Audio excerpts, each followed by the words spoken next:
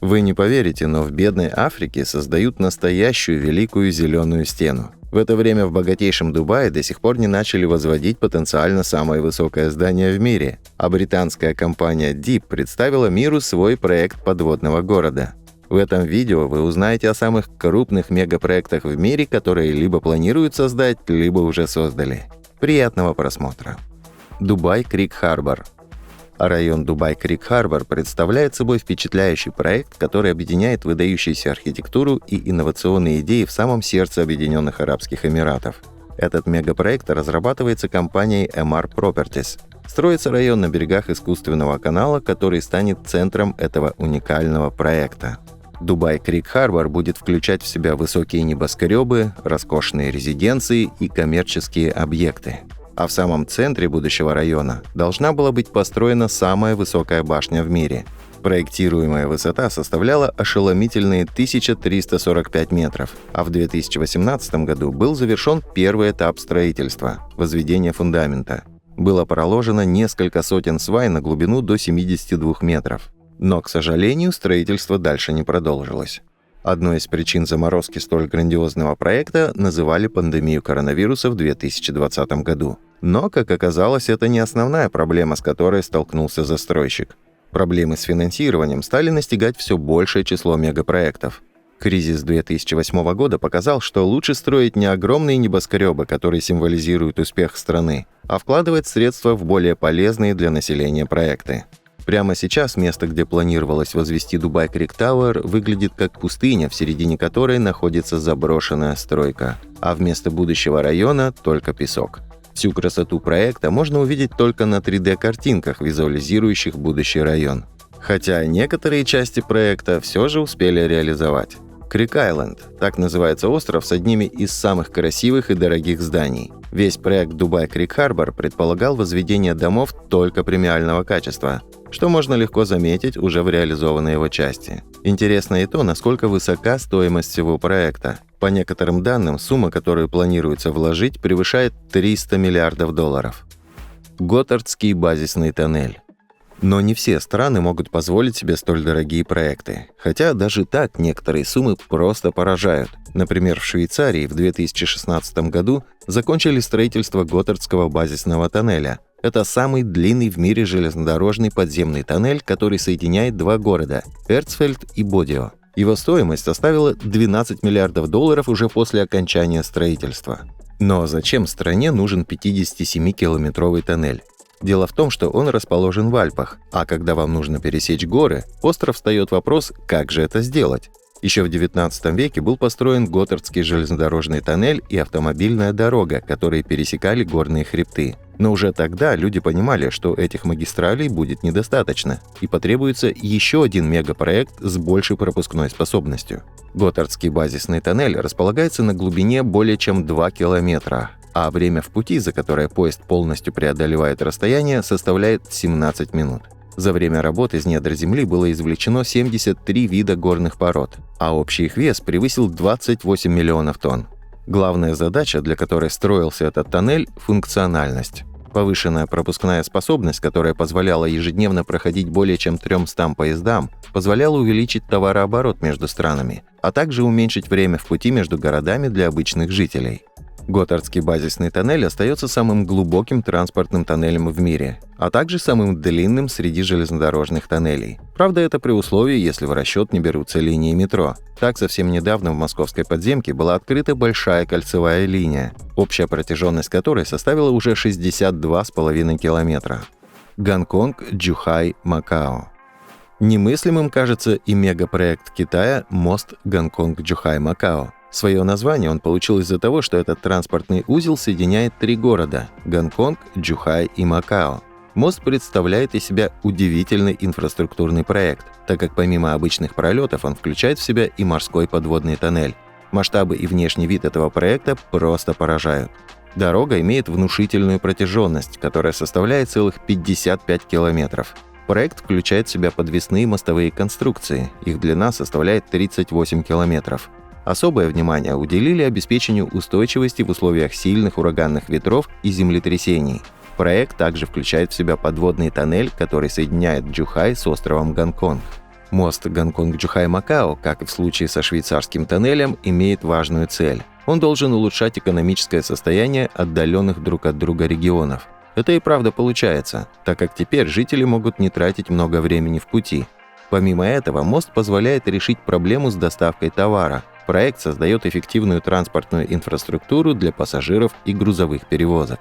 Стоит также отметить, что Гонконг-Чжухай-Макао стал символом современного Китая. В последнее время политика страны нацелена на развитие строительной инфраструктуры. В Китае возводится просто невообразимое количество новых дорог и домов. И именно этот проект стал для страны символом успеха. В России тоже есть компании, которые позволяют в кратчайшие сроки построить огромные здания. Например, производственное объединение «Система». Компания давно зарекомендовала себя на рынке как качественного подрядчика. По желанию заказчика могут быть построены дома разных размеров, от маленьких дачных домиков с дизайнерским интерьером до производственных площадей заводов. На выбор предлагаются модули для самых разных задач, начиная от обычных офисных и заканчивая сложными техническими сооружениями. Компания использует в работе свои наработки и патенты, благодаря чему достигается наивысшее качество производимых модулей. Подробнее о ПО «Система» вы можете узнать по ссылке в описании. Jeddah Tower. Кстати, в Саудовской Аравии тоже хотели построить огромный небоскреб, который должен был стать выше уже имеющейся башни Бурдж-Халифа в Дубае. Jeddah Tower – очень амбициозный проект. Он предполагал возведение здания высотой более 1 километра. Как и другие рекордно высокие постройки, он должен был стать символом современности и инноваций в архитектуре. Но, вопреки ожиданиям, проект стал объектом дискуссий и вызвал определенные сложности. Оценки стоимости строительства Jeddah Tower достигают многомиллиардных сумм, и затраты стали одной из причин задержек в реализации проекта.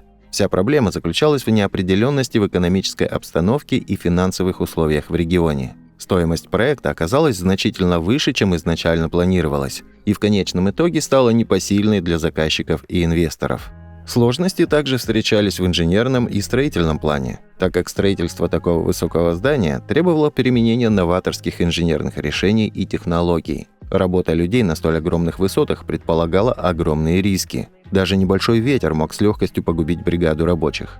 В итоге, несмотря на обещания правительства, проект Jeddah Tower был временно приостановлен, а затем и окончательно отменен. И даже амбиции сверхбогатых арабских шейхов не помогли завершить строительство. Это решение еще раз подчеркивает сложность реализации крайне амбициозных проектов, особенно в условиях меняющейся экономической ситуации и технических вызовов. Восстановление ареала Аральского моря. Существуют и такие мегапроекты, от которых начинают ликовать целые толпы. Например, восстановление ареала Аральского моря. Сам проект предполагает полностью восстановить прежние берега бывшего моря, создать в нем стабильную экосистему и вернуть в эти края жизнь. Но как так получилось, что она была нарушена? Процесс иссушения Аральского моря начался в середине 20 века из-за интенсивного использования воды для орошения сельскохозяйственных угодий из рек, питающих его бассейн. Собственно, из-за обильного использования источников, питающих море, оно и стало постепенно исчезать. Площадь 4-го по величине внутреннего водохранилища в мире уменьшилась в десятки раз. Это привело к значительному ухудшению его экологического состояния.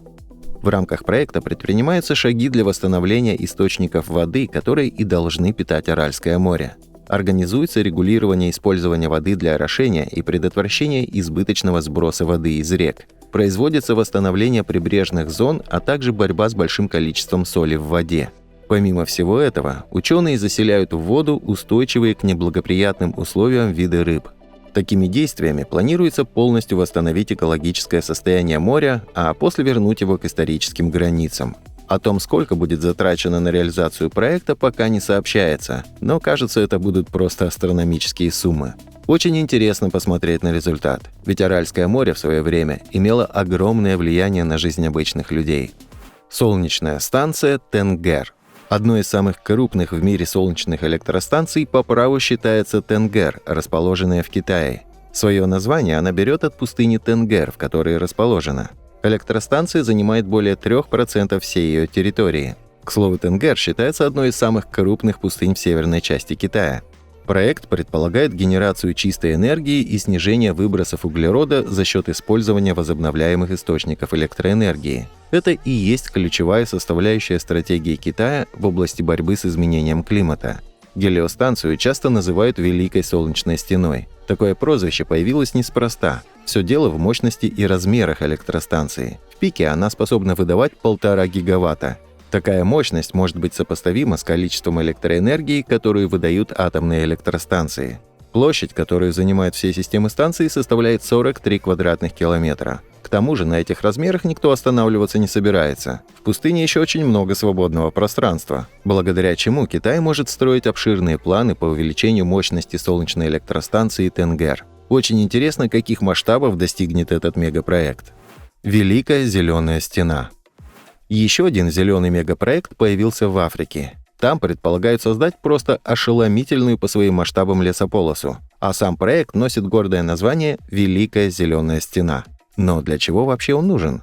Еще в прошлом веке многие люди понимали, что пустыня Сахара продолжает расширяться. Эта проблема может привести к уничтожению многих климатических зон, глобальному изменению в экологии Африки, а также к появлению проблемы с наличием плодородных зон. Прообраз мегапроекта родился в 80-х годах 20 века. Тогда президент малоизвестной страны Буркина-Фасо Томас Санкара начал реализовывать свою задумку. За время его правления было высажено 10 миллионов деревьев, благодаря чему было остановлено распространение песков пустыни Сахары на юге.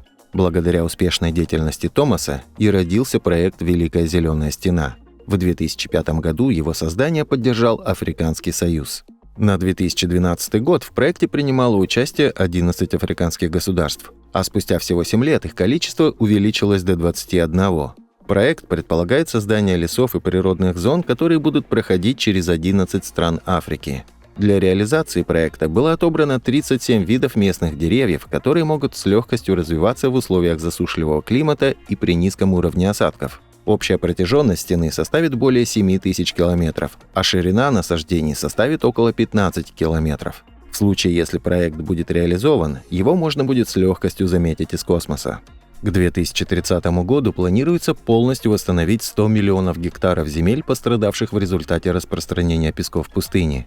Великая зеленая стена будет способна поглощать из атмосферы колоссальное количество углекислого газа, а также создавать невероятные объемы кислорода. Лесополоса позволит создать более 10 миллионов рабочих мест в сельских районах Африки.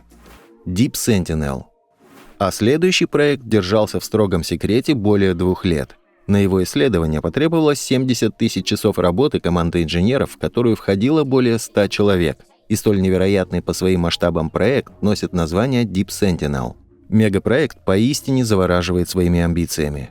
Компания Deep Великобритании хочет создать настоящую подводную базу ученых, прямо как в компьютерной игре. А располагаться она будет на очень большой глубине, более 200 метров под водой. Но зачем вообще кому-либо нужна подводная база? Дело все в том, что именно на глубине 200 метров обитает большинство морских организмов. Эта зона называется эвфотической, так как солнечный свет максимально достигает именно этой глубины. В наше время океан изучен так же мало, как и космос, хотя находится он буквально в шаговой доступности. Эту проблему и решает проект Deep Sentinel. На подводной базе предполагается разместить группу ученых, которые смогут непрерывно наблюдать и изучать глубоководную жизнь. Находиться под водой они смогут до 28 дней. Считается, что только 9% всех животных, обитающих в океанах, были открыты или задокументированы. Остальные же находятся для человечества в полной неизвестности. Преодоление этого пробела в знаниях позволит ученым получить обширные данные, которые, несомненно, могут помочь в самых разных областях науки. Особенно сильно ученые надеются найти новые химические соединения, которые помогут бороться с болезнями. К тому же этот мегапроект поможет и в освоении космоса. Технология может быть использована для исследования океанов даже других планет. Например, на спутнике Юпитера, который носит название Европа, возможно, под толщей льда находится огромный океан, который можно исследовать, используя подводные базы Deep Sentinel.